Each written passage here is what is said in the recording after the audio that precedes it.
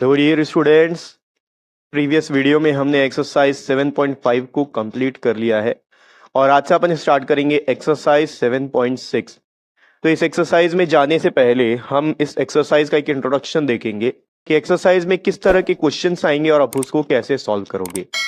Previous किसी भी exercise का अगर आपको कोई वीडियो देखना हो तो इस वीडियो के डिस्क्रिप्शन बॉक्स में आपको पिछले सारे एक्सरसाइज का लिंक मिल जाएगा, आप जाके उन वीडियोस को देख सकते हैं।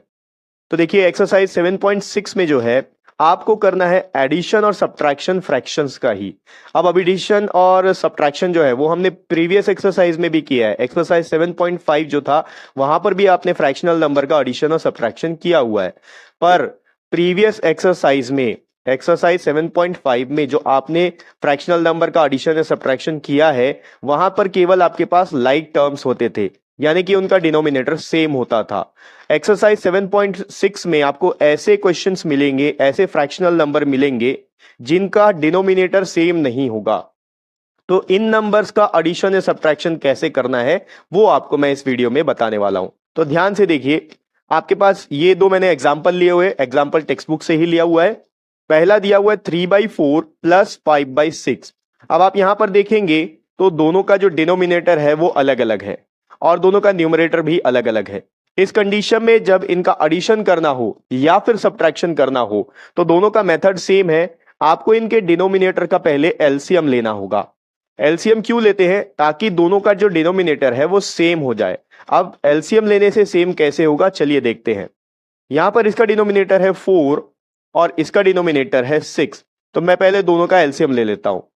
यहां पर दोनों के दोनों 2 से डिविजिबल है। देखिए जब भी आप एलसीएम निकालेंगे इस तरीके से आपको करना क्या होता है, डिवाइड करके देखना होता है कि कौन सा नंबर किससे डिवाइड होता है। आपको सिर्फ प्राइम नंबर से डिवाइड करना होता है। सबसे पहला प्राइम नंबर होता है 2। जब तक ये 2 से डिवाइड हो रहे हैं तब तक 2 से करना है। उसके बाद आपको 3 से डिवाइड करना है। उसके बाद अगला जो प्राइम नंबर होता है वो होता है 5, फिर उसके बाद 7, उसके बाद 11, उसके बाद 13 एंड सो ऑन। तो जितने भी प्राइम नंबर्स होते हैं उनसे ही आपको डिवाइड करके चेक करना होता है। तो पहला 2 है, तो देखिए दोनों के दोनों नंबर 2 से डिविजिबल है, तो यहां लिखेंगे 2। अब देखो 2 के टेबल में 4 2 टाइम्स में आता है, 2 के टेबल में 6 3 टाइम्स में आता है, ये डिवाइड हो गया। अब फिर से आपको देखना है क्या यहां ऐसा कोई नंबर है जो 2 से डिविजिबल है, तो ये 2 से डिवाइड हो सकता है। इसको 2 से डिवाइड करेंगे, 2 1 जा 2 होता है। अब 3 जो है 2 से डिविजिबल नहीं है, तो 3 को आप एज इट इज लिख देंगे।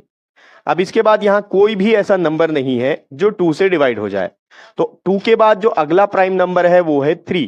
तो अब चेक करना है क्या यहां कोई नंबर है जो 3 से डिविजिबल हो, तो 3 से ये डिवाइड हो जाएगा, तो 3 लिखेंगे। 1 के जगह में 1 एज इट इज और 3 1 जा 3, क्योंकि 3 के टेबल में 3 1 टाइम्स में आएगा। जब आप यहां पर आपका 1 आ गया तो आपका डिवीजन कंप्लीट हो चुका है। अब आपको क्या करना है, इन तीनों को मल्टीप्लाई कर लेना है। जितने भी नंबर यहां पर होंगे उसको मल्टीप्लाई करना है। तो 3 इंटू 2 इंटू 2, आप उल्टा भी लिख सकते हैं, 2 इंटू 2 इंटू 3। तो 3 2 जा 6, 6 2 जा 12। तो 12 होता है इसका एलसीएम। अब क्या करना है, आपको दोनों के डिनोमिनेटर को 12 बनाना है। तो पहले देखिए यहां पर मैं लिखूंगा 12, बीच में प्लस का साइन, इधर का भी डिनोमिनेटर बनाना है 12। अब 4 को अगर 12 बनाना है तो यहां पर आपको 3 से मल्टीप्लाई करना होगा। एडिशन सब्ट्रैक्शन नहीं करना है, सिर्फ मल्टीप्लाई करके ही लाना है। तो 4 को जब आप 3 से मल्टीप्लाई करेंगे तो 12 आ जाता है। जिस नंबर से आप डिनोमिनेटर में मल्टीप्लाई करेंगे उसी नंबर से आपको न्यूमरेटर में भी मल्टीप्लाई करना होगा। तो 3 इंटू 3 हो गया 9 और 4 3 हो गया 12। अब यहां चेक कीजिए, यहां पर 6 है, यहां पर 12 है। 6 के टेबल में 12 2 टाइम्स में आता है, तो इसको 2 से मल्टीप्लाई करेंगे तो ये 12 बन गया। अब यही 2 आपको न्यूमरेटर में भी मल्टीप्लाई करना होगा। 5 2 जा हो गया 10, 6 2 जा हो गया 12। ये इक्विवेलेंट फ्रैक्शंस हमने इन दोनों का निकाला है, जिससे कि दोनों का डिनोमिनेटर सेम हो गया।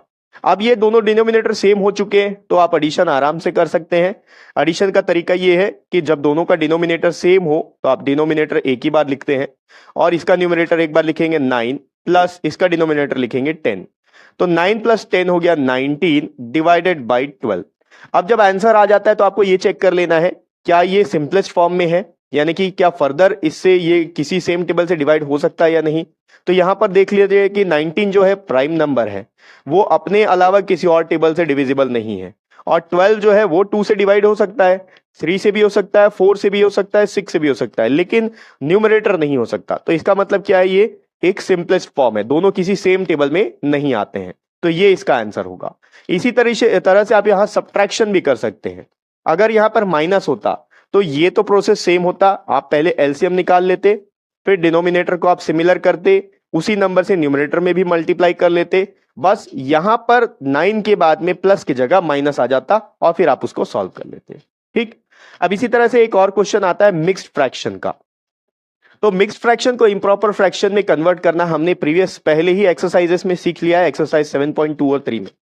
तो यहां पर पहले आपको क्या करना है, मिक्स्ड फ्रैक्शन को इंप्रॉपर फ्रैक्शन में कन्वर्ट करना है। कैसे करते हैं, डिनोमिनेटर से इधर वाले नंबर को मल्टीप्लाई किया जाता है, 5 2 10, फिर इस 10 में जो ऊपर न्यूमरेटर है उसको ऐड करते हैं, तो 5 2 10 प्लस 4 हो गया 14, तो यहां आ गया 14 divided by denominator as it is रहता है 5, प्लस सेम यहां भी करेंगे, 6 3 18 और 18 में 5 आप ऐड करेंगे तो 23 हो जाएगा डिवाइडेड बाय 6।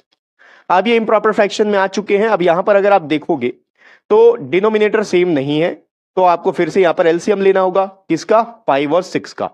तो यहां एलसीएम लेते हैं 5 और 6। तो सबसे पहला जो प्राइम नंबर होता है 2 होता है, देखना है कि यहां कोई सा नंबर भी ऐसा है क्या जो 2 से डिविजिबल है।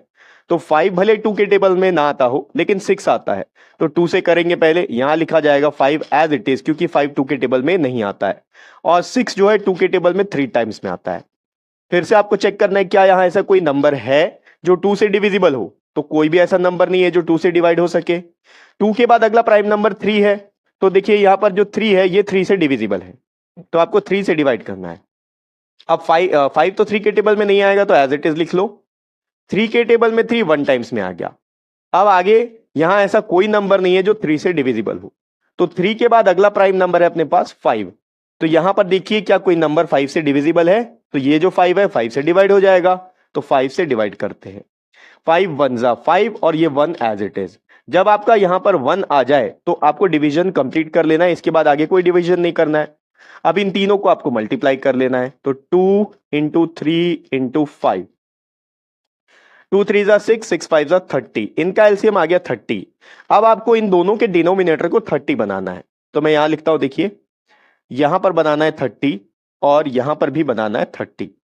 5 के टेबल में 30 कैसे आ सकता है, जब आप 5 को 6 से मल्टीप्लाई करेंगे, तो 5 6 30 हो गया।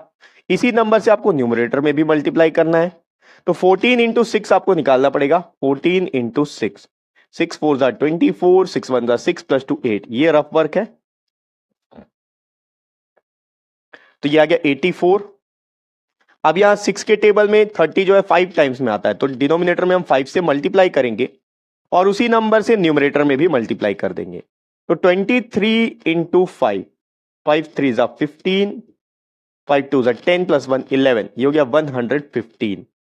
अब आप देखो दोनों का डिनोमिनेटर सेम हो चुका है, तो हम यहां डिनोमिनेटर को एक बार लिख लेंगे, यहां आएगा 84 प्लस 115, दोनों का आप एडिशन कर लीजिए, यहां पर रफ कर लेता हूं, 115 प्लस 84, 5 प्लस 4 9, 8 प्लस 1 9 और ये 1, तो आंसर आ गया 199 डिवाइडेड बाई 30।